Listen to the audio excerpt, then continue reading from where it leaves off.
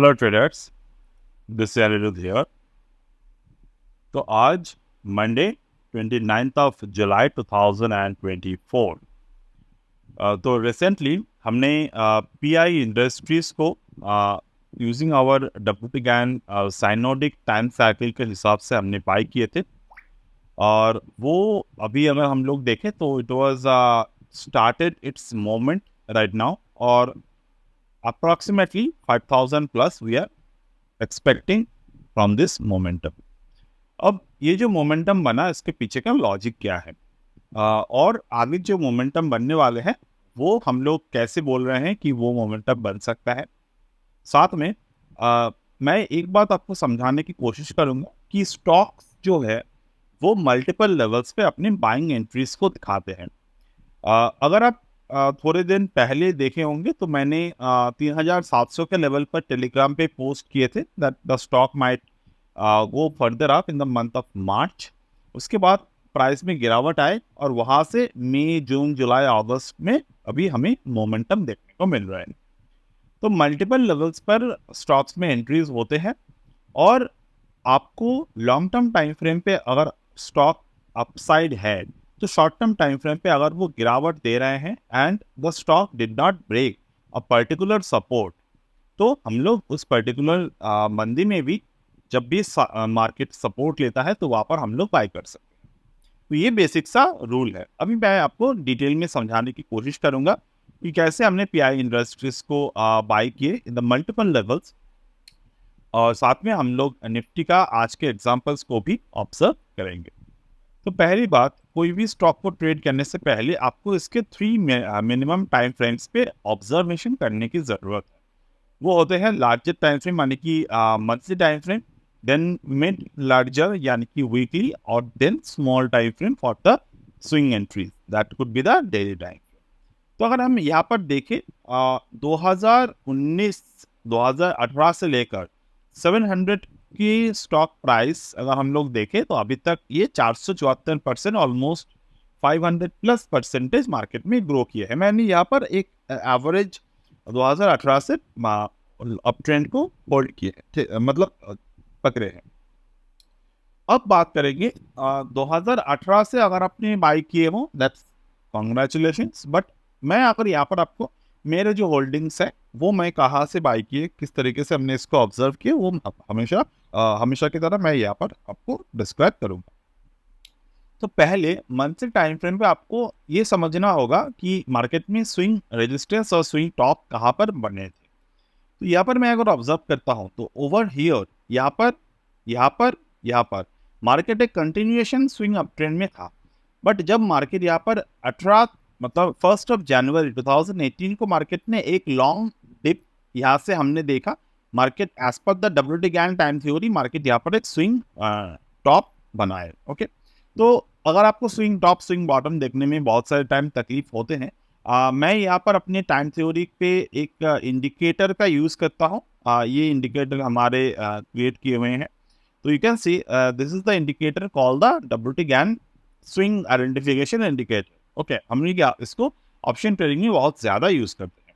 तो मैं अगर यहाँ पर ऑब्जर्व करता हूँ तो मार्केट में हमें क्या देखने को मिला, market form the swing top at this particular range. Okay, ये कैसे हमें पता चला, क्योंकि मार्केट ये मंथली टाइम फ्रेम में फर्स्ट थिंग फर्स्ट, और प्राइस एक डिप दिया था ऑलमोस्ट 100 की रेंज से, यहाँ पर डिप दिए थे और मार्केट 100 की रेंज से ऑलमोस्ट लोअर एंड पर आने के बाद then market grows above the 100 पे। और ये जो पर्टिकुलर टाइम फ्रेम हम लोग को दिख रहे हैं, यहाँ पर आपको एक बार के लिए भी market PI industries bearish zone पर जाते हुए नहीं दिखे।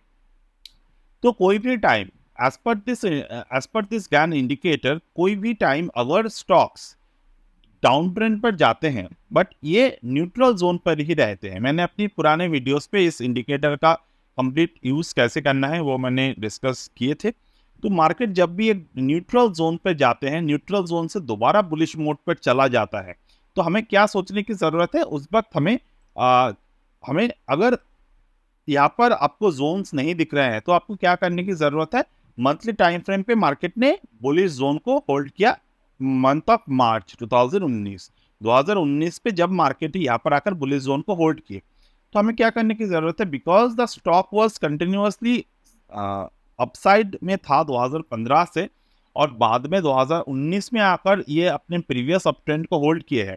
इसके बीच में कभी भी मार्केट मंथली टाइम फ्रेम के नेगेटिव जोन पर नहीं गए। That means the stock was in a significant uptrend as per the indicator theory. Okay, अब दोबारा हमें उस वक्त क्या करने की जरूरत है, हमें शॉर्ट टाइम फ्रेम पे जाना है, मतलब हमने वीकली टाइम फ्रेम पर ऑब्जर्व करने होंगे ये शेयर के प्राइस को।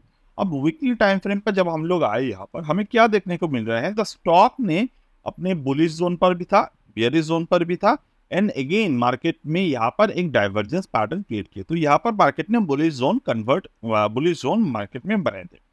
तो कैसे बुलिश जोन का हम लोग यहाँ पर आइडेंटिफाई करते हैं, हमने देखा मार्केट एक नेगेटिव जोन में था, नेगेटिव से लेकर मार्केट यहाँ पर एक नेगेटिव से लेकर न्यूट्रल जोन पर मार्केट आए, जब ब्लू कलर में आते हैं, वहां से लेकर मार्केट जब ग्रीन में आते हैं, it called the bullish zone, मतलब negative neutral to bullish, then bullish neutral to negative.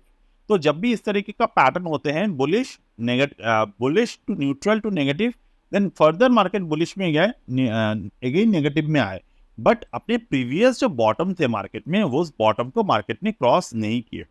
आप इस पर्टिकुलर थ्योरी को आरएसआई से कंपेयर कर सकते हैं। आरएसआई में जिस तरीके से हम लोग डाइवर्जेंस पैटर्न को बनाते हैं, वो सेम पैटर्न मार्केट में हमने इस ऑसिलेटर पर भी हमने फॉलो किए हैं। तो जब भी इस तरीके का पैटर्न बनते हैं और पैटर्न बनने के बाद दोबारा मार्केट न्यूट्रल जोन से लेकर नेगेटिव पॉजिटिव जोन पर जाते हैं, तो हमारे पास दो जोन बनता है। एक जोन बनता है कि बुलिश जोन, एक बन जाता है बियरिश जोन। अब इसमें से हमें डाइवर्जेंस तो हमें मिल गए, अब डाइवर्जेंस मिलने के बाद भी हमें लोएस्ट पॉइंट को ही कंसीडर करने होंगे फॉर द स्विंग बॉटम। तो वहां पर हम लोग करते हैं WT गैन के एंगल को हम लोग प्लॉट करते हैं, from this top to this bottom हमने गैन एंगल को प्लॉट किए। अब जिस पॉइंट पे मार्केट गैन एंगल 8/1 को ब्रेक करते हैं, this is consider a super bullish zone when market break the 8/1 angle. तो मार्केट यहाँ पर 8/1 को ब्रेक किए। एट द सेम टाइम अगर आपको अभी जो हमने मंथली टाइम फ्रेम के पे देखा, market was in the significant bullish zone. तो यहाँ पर हमने क्या करना है, हमें यहाँ पर डेली टाइम फ्रेम पे मार्केट को यहाँ पर एक प्रॉपर पैटर्न वाइज सिलेक्ट करना है। पैटर्न बहुत इंपॉर्टेंट होते हैं मार्केट में। जब हमें बिना पैटर्न के अगर हम लोग ट्रेड करते हैं, तो वो ट्रेड जाकर एंड ऑफ द डे कहीं ना कहीं जाकर हमारे लिए एक नॉट सो सक्सेसफुल ट्रेड में कन्वर्ट हो सकते हैं, अगर हम लोग सही तरीके से ख्याल ना रखें।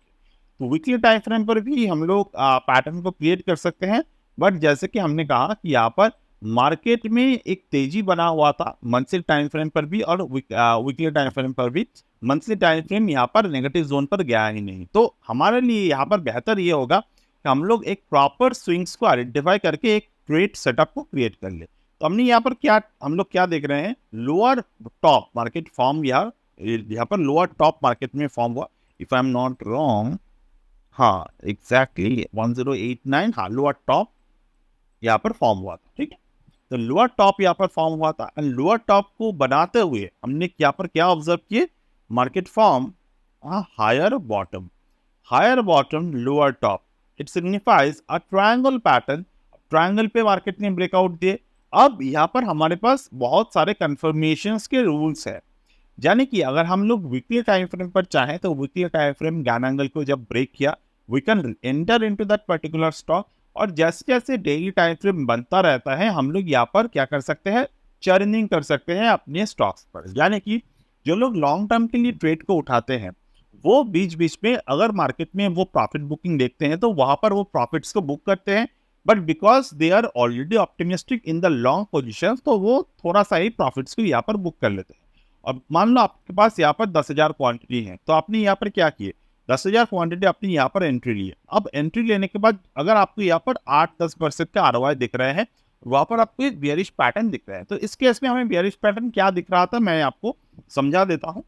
तो यहाँ पर जो बियरिश पैटर्न मार्केट में ऑब्जर्व हुए थे, तो this is the swing top. हमें यहाँ पर 3 कंटिन्यूअस हायर राइजिंग टॉप चाहिए। यहाँ पर 2 टॉप बना, यहाँ पर थर्ड टॉप यहाँ पर बने। अब मार्केट में जब थर्ड टॉप यहाँ पर बना, we can see this is the bottom 1, this is the bottom 2 and that is the bottom 3। Okay, 3 continuous bottom, 3 continuous top, तो यहाँ पर बने।